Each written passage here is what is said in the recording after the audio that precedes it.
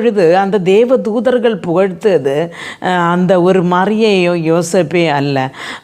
அவர் முதலாவதாக தேவனுக்கு மகிமை உண்டாவதாக தான் சொன்னார்கள்.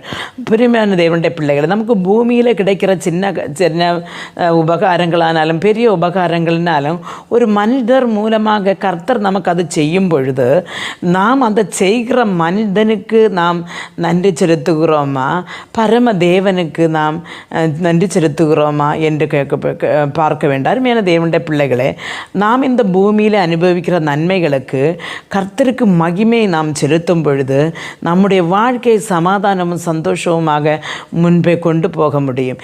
இல்லை நமக்கு தாரவர்களுக்கு இந்த பூமி இருக்கிறவங்களுக்கு அல்லனா நமக்கு உபகாரத்திற்கு பதிலாக இருந்தவர்களுக்கு நாம் நன்றி செலுத்தும் பொழுது அது தேவனை நாம் கனவீனப்படுத்துகிறதாய் மாறும்.